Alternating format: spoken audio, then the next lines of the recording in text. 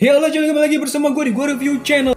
Oke, pada video kali ini gue kembali akan mereaction TikTok FYP viral yang ada di aplikasi TikTok tentunya ya. Nggak mungkin di Instagram, nggak mungkin di YouTube. Pokoknya di TikTok, nanti baru di-upload ke YouTube. Oke, sebelum gue mulai videonya, gue minta kepada lo semua untuk memberikan uang jasa syuting dengan cara like dan juga berkomen. Dan buat lo semua yang belum subscribe gue minta kepada lo semua untuk subscribe channel gue review. Agar apa? Agar ketika gue update video ada notif ya semua. Tanpa banyak basa-basi, langsung saja kita mulai ke videonya.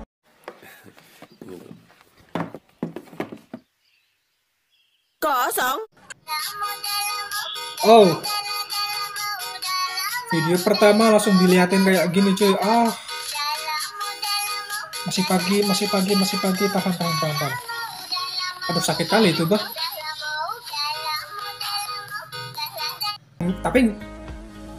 Tapi nggak sakit banget sih ya. Soalnya mungkin cowok kan cowok pula. Soalnya mungkin cewek kan udah terbiasa dengan kan mungkin. Aduh nggak bisa ngomong kayak gitu bah. Belum waktunya cuy, belum waktunya masih puasa. Lanjut aja ya. Cowok kalau nongkrong sampai subuh ngapain aja? Cerita demo POV polisi. Oh, ini tuh komedian yang polisi tuh cuy. Udah paham. Tapi gue nggak tahu namanya karena gue nggak terlalu ngikutin komika gitu. Nama sosok berani gitu kan. Berani. Lempar batu, tendang tameng. Jadi ada pas demo chaos ya kan, kita di depan kan. Tendang tameng tuh. Loncat tendang lari. Pak. Semester pertama ini ya kan. Semester pertama. Bener. Sama temen itu udah ketebak. Algoritma YouTube-nya itu udah ketebak ya kan. Iya. Nendang dia lari. Holdingan sama sebelah, nanti begitu dia tendang kode buka ya tangan. Lari dia dari jauh banget, tendangan terbang kita buka, masuk ke dalam tutup.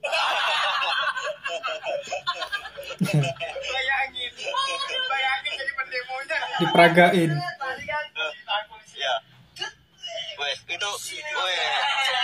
Itu pendemo pertama. Iya, yang pertama. Terus Pak Gamel mulai bisik-bisik. Iya. Berani. Ini hak demokrasi.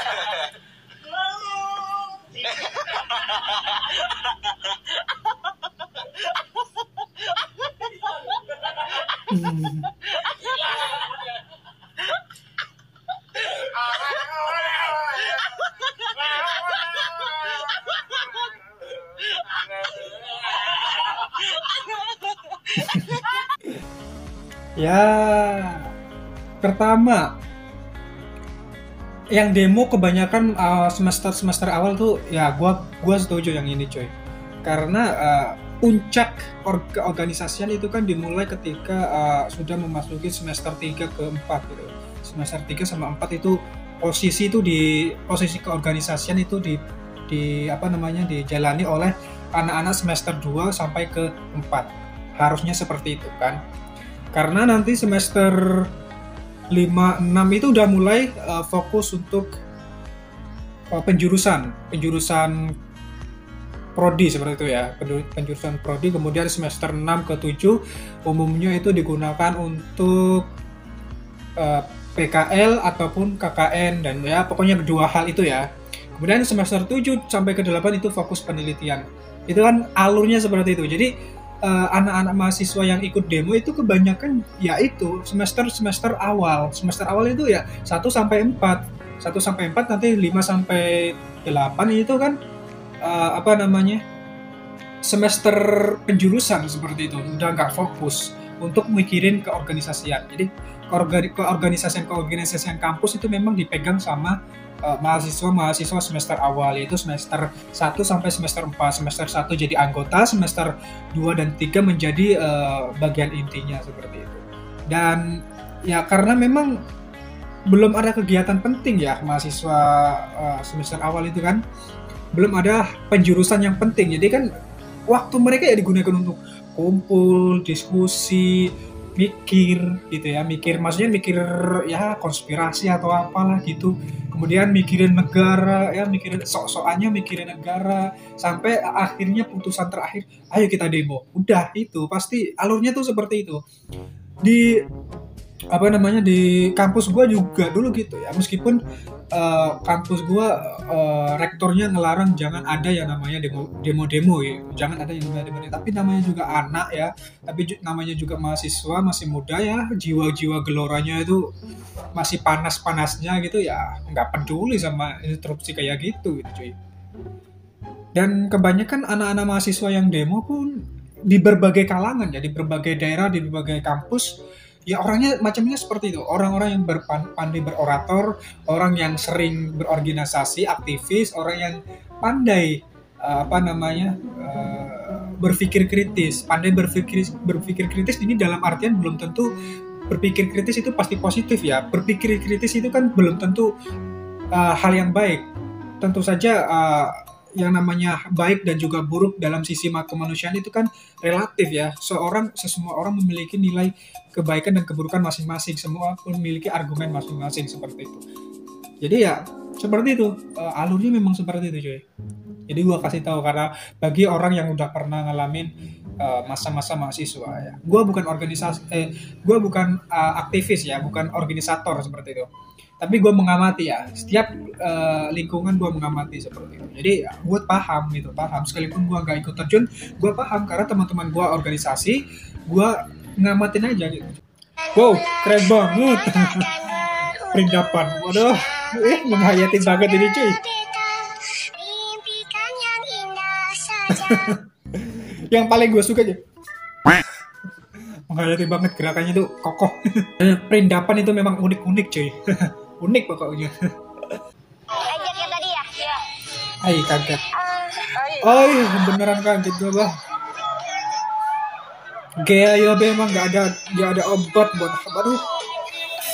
Dari dulu gue demen sini sama parasnya nih. Cantik, seksi ya pokoknya cowok mana yang gak mengakui kecantikannya, gak mengakui ya bodinya bagus lah katanya seperti itu ya, semua mengakui lah ya. Baik orang alim sekalipun pasti mengakui. Gua nggak percaya nggak mengakui gitu cuy. Aduh suaranya aduh jadi kebayang, jadi ke-travelan kemana-mana. Stop it. Airin _NZ nih nulis, ayo tegakkan khilafah apabila khilafah tegak, utang negara dan utang keluargamu bakalan lunas, wanita akan dimuliakan, hidupmu akan sejahtera, pendidikan anak-anakmu akan terjamin hingga perguruan tinggi. Afghanistan, Irak, dan Yaman telah memberikan contoh tegaknya khilafah dan mereka makmur saat ini. Beneran? Sudah dibaca-baca belum nih? Fakta-fakta beritanya nih, Airin. Catat nih Airin ya. Oke, satu persatu. Utang negara dan utang keluargamu bakalan lunas. Ini sangat nggak masuk akal. Bagaimana bisa kepengurusan negara, kepengurusan pemerintahan itu sampai ngurusin ke utang per keluarga seperti itu? Nggak mungkin. Utang keluarga ya diurus sama keluarga itu sendiri. Adanya pemerintah adalah untuk memfasilitasi berbagai banyak hal, pekerjaan, ya, hak-hak tanah, dan hak warga negaraan dan sebagainya macamnya. Dan pemerintahan juga memiliki utangnya sendiri yang harus urus, yang harus dilunasi seperti itu. Nggak sempet lah yang ngurusin utang keluarga. Ada aja ya. Terus wanita akan dimuliakan. Di zaman sekarang ya, di zaman modern saat ini ya, semua negara dengan jenis pemerintahannya masing-masing, baik itu sekuler, sekunder, jamnya semua pasti sekarang udah namanya memuliakan wanita, pasti. Negara, misalkan negara Indonesia sendiri, apa sih yang kurang dari negara Indonesia dalam memuliakan wanitanya? Pendidikan diberikan sampai tinggi, punya hak untuk bekerja, punya tempat yang spesial seperti itu. Apalagi yang kurang dari negara Indonesia juga. Kemudian hidupmu akan sejahtera. Hidup sejahteranya seseorang dimulai dari diri sendiri, dari seseorang itu sendiri. Mau tidak bekerja, mau tidak berusaha, mau tidak memikirkan masa depan seperti itu. Kemudian adanya negara adalah memfasilitasi, memfasilitasi ya fungsi negara itu. Kemudian pendidikan anak-anakmu akan terjamin hingga perguruan tinggi. Perguruan tinggi, kurang apa lagi negara Indonesia dalam memberikan beasiswa? Kurang apa lagi yayasan memberikan beasiswa seperti itu? Jarum memberikan beasiswa, apa pokoknya banyak yang memberikan beasiswa kok. Pergunu memberikan beasiswa dan sebagainya macamnya. Apalagi yang kurang? Kemudian Afghanistan, Irak, dan Yaman telah memberikan contoh tegaknya khilafah dan mereka makmur saat ini. Beneran nggak sih makmur? Coba udah dicek berita-beritanya. Coba deh dicek fakta realitanya.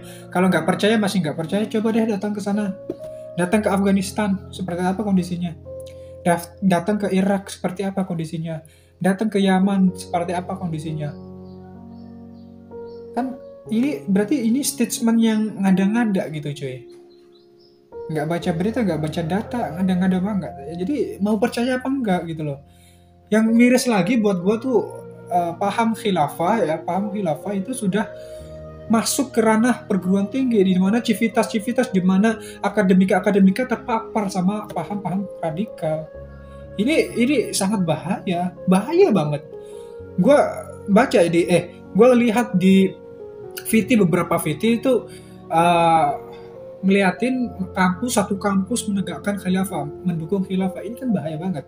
Gak gue cuplik ya, karena gak sempat juga, gak kepikiran juga gue cuplik, tapi gue ngeliat gitu. Itu kan bahaya banget. Sekelas akademika di mana mereka punya pola pikir yang lebih tinggi dalam berpikir, terpapar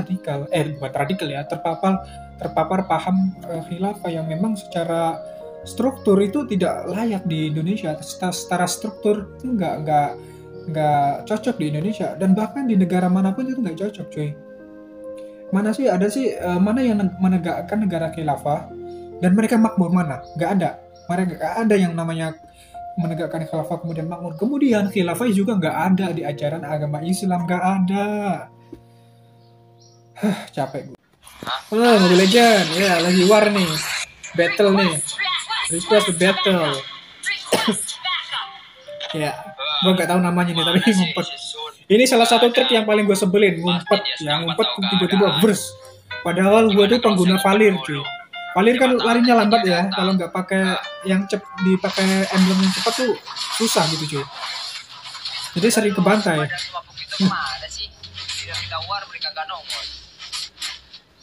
Badang datang. Kamu putar maaf. Udah berapa kali barusan bilang request di backup, kamu udah apa gimana? Masa bro? Sini biar saya tanganin bro. Dan gue paling sebel sama Badang beneran. Kalau ulti udah nggak bisa keluar itu. Ini kemana pula ninjunya? Kamu ngapain Badang? Nah, tusuk sama Zilong gitu ya. Ditusuk sama Zilong. Aduh. Gue bukan gamer ya cuy. Bukan gamer tapi ya tetap game ya. Game tuh gue pakai buat refleksing ya. Kalau misalkan gue udah capek kerja gitu kan, istirahat gue pakai gaming. Jadi nggak gaming yang akut gitu cuy. Makanya gue tuh amatir gitu cuy. Main Mobile Legend pun gue terpaksa tuh karena Ayang ya, bukan terpaksa ya, karena ya pengen sama Ayang ya gitu aja ya. Pacar gue kan cewek gue kan suka ngegame gitu ya, gamenya Mobile Legend. Ya udah deh, gue ikutin deh daripada cewek gue ngegame sendiri. Kalau misalkan nanti kepincut sama cowok lain kan gitu nanti gue cuy. Ya itu gue amatir cuy, gue sering kebantai tuh di war itu, karena gue sampai sekarang itu masih cocok pakai Valir gitu cuy. Pakai pakai hero yang lain tuh agak sulit gitu cuy. Dan gue juga nggak pernah yang namanya top up diamond, jadi nggak pernah beli skin, nggak pernah beli hero lain seperti itu. Ya apa adanya aja sih gue. Menghibur. Oke, keren cuy. Veteran luar biasa.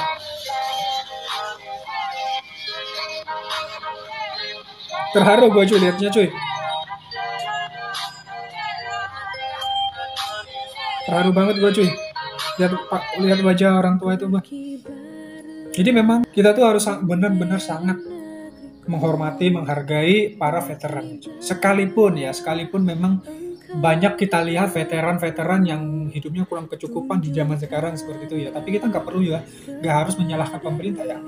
Sukses atau tidaknya seseorang itu kan tergantung usaha kita masing-masing. Memang veteran punya jasa seperti itu, tapi kan pemerintahan itu nggak bisa mengcounter kondisi seperti itu, cuy. Karena pertama dari awal sampai akhir pun kita sudah korup itu banyak banget, cuy. Jadi pemerintahan yang baik pun susah untuk mengcounter hal seperti itu, veteran seperti itu. Jadi dan juga setidaknya pun memang para veteran itu sebenarnya nggak mengharapkan kekayaan, nggak mengharapkan jabatan, nggak mengharapkan sanjungan. Tapi setidaknya kita sebagai anak muda, kita sebagai generasi baru, kita sebagai generasi bangsa saat ini, setidaknya kita menghargai. Para veteran tidak mengharapkan sanjungan, tapi ketika kita menghargai, maka para veteran itu akan tersanjung dan mereka akan merasa bahagia. Cara lain menghargai veteran adalah dengan cara kita menjaga NKRI, menjaga Pancasila. Mereka berjuang mempertaruhkan nyawa untuk mendirikan negara Pancasila. Dan ya seperti yang gue jelasin tadi, jangan sampai merubah ataupun mengubah ideologi bangsa kita, yaitu Pancasila. NKRI harus tetap dijaga. Jangan sampai ada paham-paham lain. Jangan sampai ada perubahan bangsa. Jangan ada khilafah, jangan ada radikalisme, jangan ada terorisme. Kita harus menjaga itu. Oke? Smart. Oke, sekian dari gue. Terima kasih buat lo semua yang sudah support channel gue, yang sudah like dan juga berkomentar di video ini. Buat lo semua yang belum subscribe, gue minta untuk subscribe. Dan buat lo semua yang sudah subscribe, gue ucapin banyak terima kasih buat lo semua. Ambil nilai positifnya, ambil yang kurang positif ya dianggap aja sebagai hiburan dan sebagainya macamnya. Karena reaction TikTok gua tuh nggak cuma tentang lucu-lucuan, nggak cuma tentang apapun. Jadi segala hal macam yang viral, yang masuk ke dalam video gua, yang masuk ke dalam beranda gua akan reaction dan gua akan berikan statement gua. Seperti ini misalkan khilafah, penghargaan veteran dan sebagainya macamnya, tetap gua reaction dan gua berikan pandangan gua. Oke, sekian dari gue. Terima kasih. Ciao.